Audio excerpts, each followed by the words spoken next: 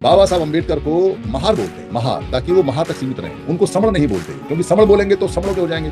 इसलिए SC ST OBC जो इकट्ठे किए बाबा साहब ने, और बाबा साहब ने ये बताया कि ये सारे लोग एक ही प्रकार के लोग हैं, और ये सब श्रमण सभ्यता के लोग हैं, समण सभ्यता के लोग हैं। रिजर्वेशन उस समय सबको नहीं मिल पाया, इसलिए कैटेगराइज किया गया, पर है सारे समण। जो बाबा साहब ये बताते हैं कि समण है, और जिन बाबा साहब ने SC ST OBC की रूपरेखा रखी और रचना रखी और जिनके नाम दिए, उन्हीं को कह देते हैं कि ये तो SC है। अरे भाई, वो SC नहीं है, वो समण है। ऐसी तो लिस्ट बना के दी है कि इस तरह के लोग आते हैं इतनी कास्टों में, जो रह गए वो अदर बैकवर्ड कास्ट हैं, जो रह गए वो उसमें जंगलों में रह गए वो VGNT हैं। ये नाम दिए गए ताकि इनको लाभ मिल सके, इनको फायदा हो सके, पर हैं सारे के सारे समण। तो उन बाबा साहब को कहाँ तक महदूद रखते हैं, कहाँ तक कन्फर्म करके रखते हैं, कन्फाइन करके रखते हैं, एक महार तक रखते हैं, क्योंकि वो समण हैं। जो ज्योतिबा फूले हैं वो OBC वाले लेके सर पे घूमते रहते हैं, पर वो भूल जाते हैं कि ये समण सभी के हैं और तुम भी समण हो। ये बात सबको जैसे जैसे बताना शुरू करेंगे, वैसे वैसे ये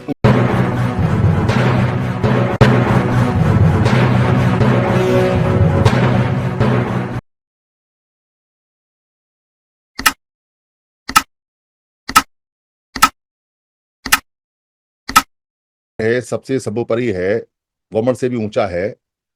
और वमन कितना नीचा है हम उसका जिक्र नहीं करते, पर ये मानते हैं और ये जानते भी हैं, और ये पहले से स्थापित है कि जो समण है वो सबसे ऊंचा है। सबसे ऊंचा मतलब सबसे बड़ा, सबसे ऊंचे पायदान पे, और उसके नीचे सब हैं, तो वमन ऑटोमेटिक उसके नीचे आ जाता है। कितना नीचे है इसकी जानकारी हमें नहीं है, पर हमसे नीचे है। तो कई लोग जो वमन टाइप के लोग हैं उनको तो ये पता है कि ये बात सच है, पर जो समण लोग हैं उनको यकीन नहीं होता इस बात का, क्योंकि उन्होंने जो पढ़ा है और जो गुनगुनाया है और जो सुना है और जो उनके दिमाग में स्थापित किया गया है, वो ये स्थापित किया गया है कि वमन देवों से भी ऊंचे हैं। ईश्वर से भी बड़ा अगर कोई है तो वमन है। और जब हम ये कहते हैं कि समण सबसे ऊंचा है तो यकीन सा नहीं होता। कहते अरे यार ये कैसे हो जाएगा, बचपन से लेके आज तक मन ने मानसिक रूप से, तन ने शारीरिक रूप से, वचन ने जीव के रूप से, कानों ने सुनने के रूप से, आंखों ने झुक के, शरीर ने धूप लगा के, पंचांग आश्रम करके, पंचांग प्रणाम करके स्वीकार किया है कि ये हमारा देव से भी बड़ा है, फिर ये कैसे हो गया। मन हिल जाता है, पूरा सिस्टम हिल जाता है। मन, सिस्टम और मन इसको मानने को तैयार नहीं होता, कसम कसम रहता है।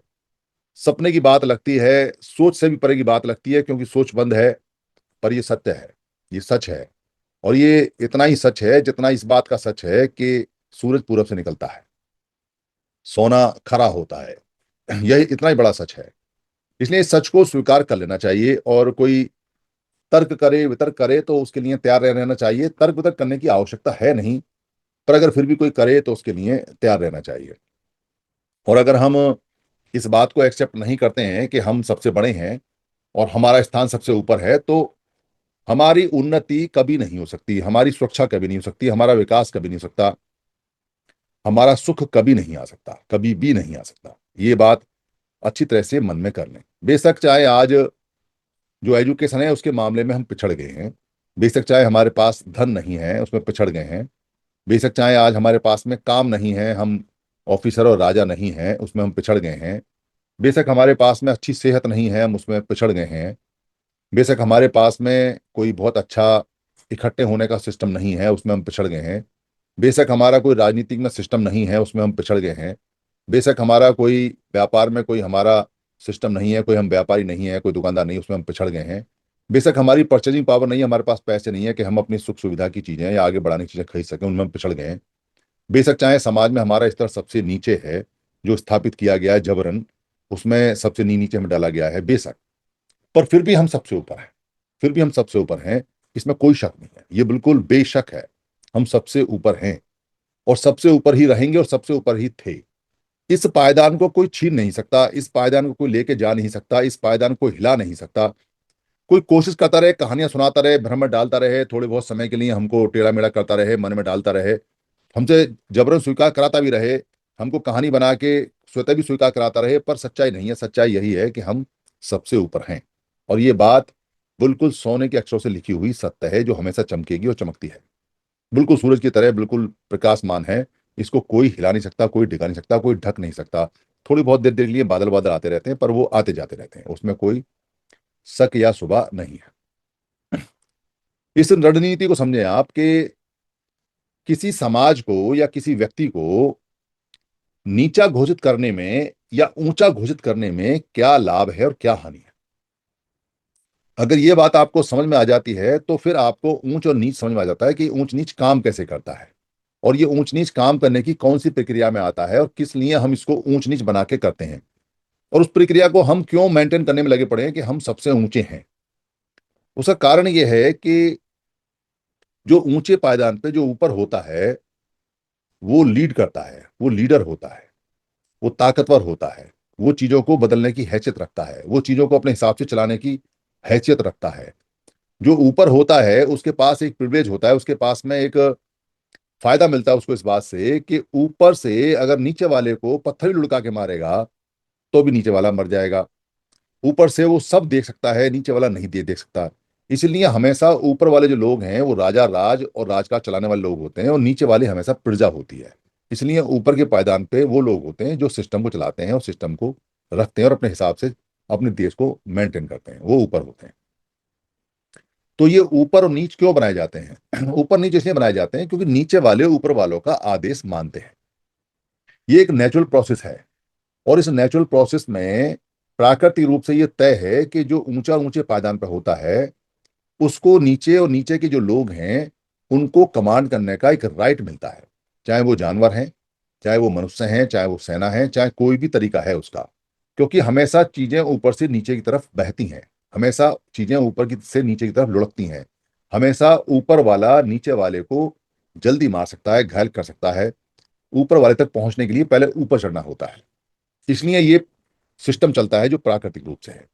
भारत में अगर आप लोग ध्यान दोगे और अच्छी तरह से करोगे तो मनुष्य मनुष्य के अंदर जो भेद है वो भेद इस बात का रहता है कि कौन इसमें नीचे स्थापित किया जाएगा और कौन इसमें ऊपर स्थापित किया जाएगा। मनुष्य बराबर है, पर संसाधन लेने के लिए, सुख लेने के लिए, विकास लेने के लिए, सुरक्षा लेने के लिए स्थापना की जाती है। सिस्टम है, एडमिनिस्ट्रेटिव सिस्टम है, पब्लिक एडमिनिस्ट्रेटिव सिस्टम है कि किसको नीचे स्थापित किया जाएगा और किसको ऊपर स्थापित किया जाएगा, और कौन अपने आप को ऊपर स्थापित कर सकता है और कौन किसको नीचे स्थापित कर सकता है। ये स्थापना का खेल है।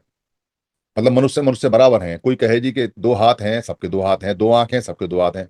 ब्रेन में थोड़ी बहुत गड़बड़ हो सकती है, कोई ज्यादा सोचता हो, कोई कम सोचता हो, पर ब्रेन का वजन लगभग एक सा ही रहता है। शरीर में कुछ कम ज्यादा हो सकता है, कोई ज्यादा खाना खाता हो, बड़ा लंबा चौड़ा हो सकता है, कम खाना मिला हो, थोड़ा सा कमजोर हो सकता है।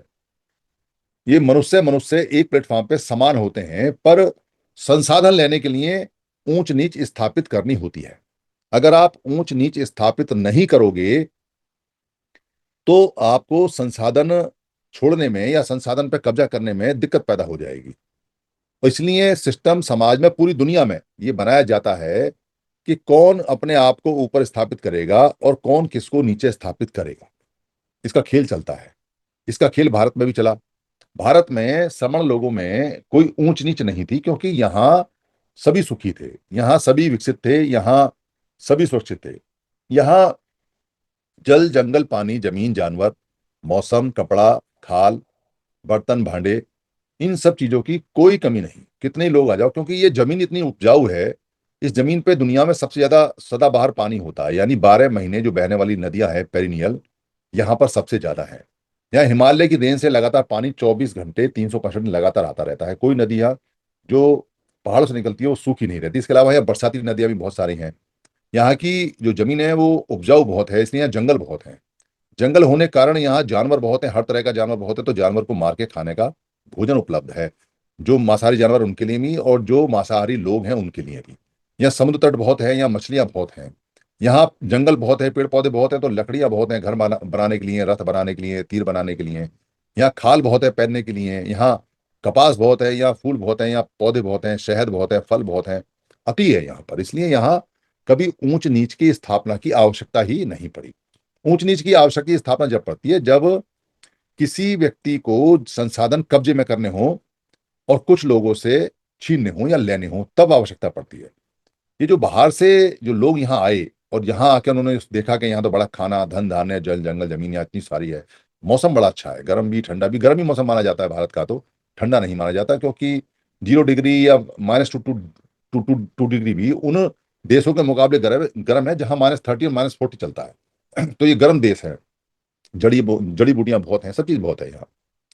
तो यहाँ जिन लोगों को मेहनत करके नहीं खाना है, या जिन लोगों को डर है या जो लोग खाना बदोश हैं, या जो लोग भूखे नंगे आए हैं, या जो लोग मारने पीटने का ही काम जानते हैं, जो लोग लूट और चोरी चकारी का ही काम जानते हैं, जिन्होंने जिंदगी भर लूटपाट ही सीखा है, जिनके जीन में लूटपाट है, उनको मेहनत नहीं आती, या जिनको काम हमने नहीं दिया या काम नहीं करने दिया, या जिनका ये जमीन नहीं थी, या जिनका ये सभ्यता नहीं थी, बहुत सारे हम तरीके से इसको कह सकते हैं, उन लोगों ने यहां पर सिस्टम बनाने की जद्दोजहद शुरू की।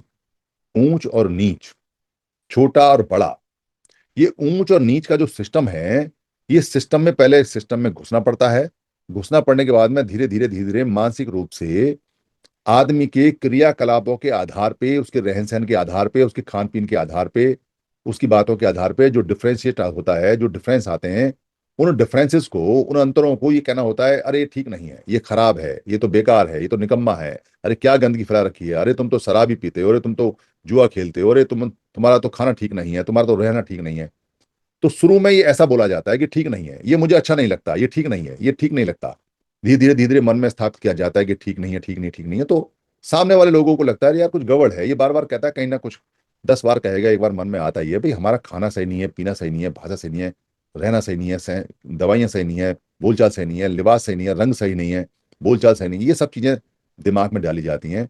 और धीरे धीरे करके इन्फीरियरिटी, यानी कि अपने से कमतर कमतर करके उसको लाया जाता है। और इसमें बहुत टाइम लगता है, और इसमें पूरा संगठन काम करता है, संगठित लोग हैं, ये संगठित चक्रव्यूह है, एक दो व्यक्ति से बात नहीं बनती, बहुत सारे लोग इसमें लगते हैं, सभी लगते हैं जिनको माल लेना है। और जब धीरे धीरे मन तोड़ा जाता है, और उसको नीच कहा जाता है, बेकार कहा जाता है, निकम्मा कहा जाता है, उसके काम को नकारा जाता है, जो वो काम करता है उसको बार बार ये कहा जाता है कि ठीक नहीं है, ये बेकार है, ये ऐसा है, ये वैसा है, तो आदमी का मन टूट जाता है। और मन टूट जाता है तो फिर उसका कुछ भी ले जाओ, फिर उसका कुछ भी उठा के ले ले जाओ, फिर उसे कोई परवाह नहीं रहती, क्योंकि उसका अंदर से मन टूट गया या मन मर गया तो वो खत्म सा हो जाता है।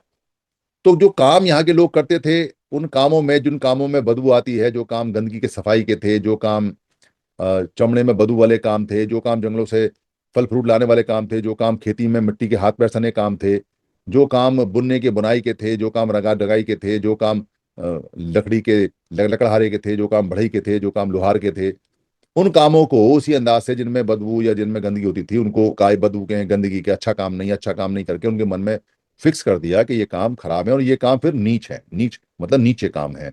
और जो काम जिनमें बदबू गंदगी नहीं वो ऊंचे, और जो सबसे ऊंचा काम हो गया वो जो खुशबूदार, एक खामे खां का पूजा पुजारी का काम, वो उस काम सारे ऊंचे। तो स्थापित किया गया। स्थापना स्थापना होने के बाद में फिर उस व्यक्ति का या उस समुदाय का या उस तमाम लोगों का कुछ भी लेने का राइट उनको मिल जाता है। हड़का दो, अबे नीच आदमी, तुम्हारे पास, तुम ये नहीं लाओ, उठा के ले जाओ, कुछ भी कर लो। और धीरे धीरे मन टूट चले गए, पता ही नहीं चला कि कब में कहानी पूरी पूरी नीच और ऊंच में बदल गई। इसका कोई टाइम नहीं है, इसका कोई इतिहास नहीं है, कोई व्यक्ति नहीं बता सकता कि कैसे समणों को पहली बार कहाँ, किस व्यक्ति ने किस तरह के लोग को पहली बार कब कहाँ नीच घोषित किया, या कब कहाँ नीच कहने की हिम्मत हुई, या कैसे नीचा। ये बहुत स्लो प्रोसेस रहा है, बहुत स्लो। एक साथ कोई कहते तो मार के खा जाते, इतने सारे लोग, श्रवण की संख्या तो आज भी बहुत ज्यादा है, तो उस समय कितनी थी। तो ऐसा नहीं कहा है, हरे सर का है। हल्के से बोल दिया, अरे तुम्हारा तो भाई साहब, तुम तो 3 दिन से नहाते ही नहीं, तुम तो बड़े गंदे से आदमी हो, 3 दिन से नहीं नहाया, गंदा सा है, तो क्या बुरा मानेगा उसका, पर माइंड में डाल दिया कि तुम 3 दिन से नहाए नहीं, तुम गंदे आदमी हो। अरे तुम्हारे कपड़े तो मिट्टी के सने हुए गंदे कपड़े हैं यार, तुम्हारा शरीर भी गंदा हो गया है, तो गंदा डाल दिया उसको। अरे तुम्हारा तो काम ही गंदा है, तो गंदा काम बोल दिया उसको। या तुम पीछे हटो, तुमसे मिट्टी आ रही है, और तुम पीछे हटो, तुमसे चढ़ने की बदबू आ रही है। इस तरह से सिस्टम बना बना के किया गया। आज उस सिस्टम का ये फायदा है कि सीधे सीधे माइंड में पहले से ही मेकअप है कि ये नीच है, नीच काम है, नीच लोग हैं, नीचे लोग हैं, और उनको धमका के हटिया के कुछ भी ले लो। बाकी लोग बोलते हैं मनोबल, मन टूटे हुए हैं, भूल गए लोग कि हम सबसे ऊंचे और उच्च लोग थे। उनको बात याद नहीं, वो तर्क नहीं कर सकते, वो वितर्क नहीं कर सकते, वो ये नहीं पूछ सकते कि ये नीच और ऊंच की जो प्रथा है किसने शुरू की, और तुम सारा ऊंच कैसे हो गए, तुम कैसे ऊंच हुए, तुमको किसने, अब स्वतः ही हो गए, खुद ही हो गए। हमने तो कभी कहा नहीं कि तुम ऊंच हो या ऊंच हो, हमने तो यही कहा कि बाहर से आए हुए वमन है, कैसे हो गए। ये बात कोई पूछता नहीं, ये बात कोई जानता नहीं, ये बात कोई समझता नहीं। ये जो ऊंच नीच का खेल है, ये हर तरफ चलता है, हर तरफ। क्योंकि अगर बिना मेहनत के किसी का कुछ लेना है, तो आपको हर क्षेत्र में ये सिस्टम अप्लाई करना पड़ेगा कि ये ऊंच है और ये नीच है। अगर ये सिस्टम अप्लाई नहीं करोगे तो आप किसी का सुख, किसी का विकास, किसी का पैसा, किसी की धन, धरती, जमीन, जंगल, जायदाद, ये सब ले नहीं सकते। उच्च हो जाओगे तो लोग मारेंगे, अरे उच्च आदमी का छीन रहा है, मारो इसको, काटो इसको, दम आ जाएगा फिर तो। वो नीच का तो बेचारे को कुछ भी नीच बोल बाल के कुछ भी छीन लो उसको, उससे कोई फर्क पड़ता। वो पहले मरा हुआ है, मार दिया तो सर हाथ उठता नहीं, जवान खुलती नहीं, आंखें इसकी चौड़ी होती नहीं, शरीर उसका चौड़ा होता नहीं, दबा हुआ है, मरा हुआ है।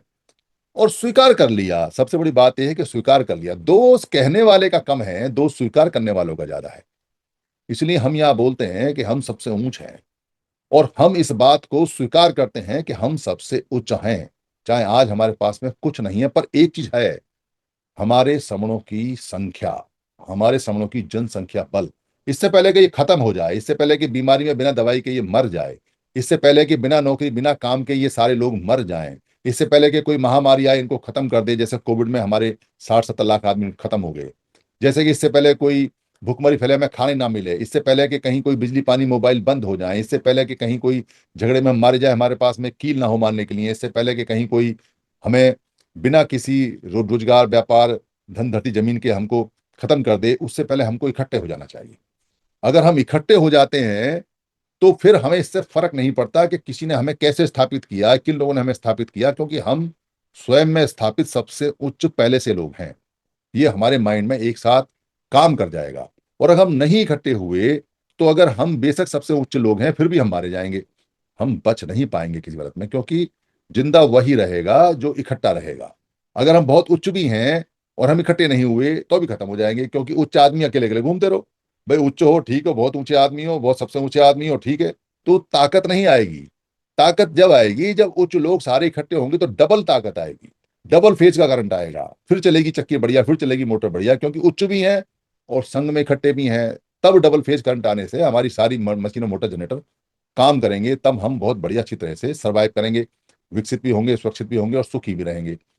इसलिए इसलिए महापुरुषों ने इतने बड़े बड़े काम किए, पर फिर भी उनको खींच के कहाँ लाते हैं फोटो बनाने वाले, जूता बनाने पे। अरे जो सारे दुखों को दूर करने की बात बता रहा है और जो संतों का शिरोमणि है, तुम उसको जूते की दुकान का पोस्टर दिखाते हो। क्यों दिखाते हो? क्योंकि बेशक संत है पर नीच रहे, नीच काम नीच कर रहा तो नीच रहे। वो जुलाहे का जिक्र करते हैं और फिर कहते हैं काम सारे बराबर होते हैं। अरे काम सारे बराबर होते हैं तो बनाओ ना जूता, कौन मना करता है? करो ना सफाई, कौन मना करता है?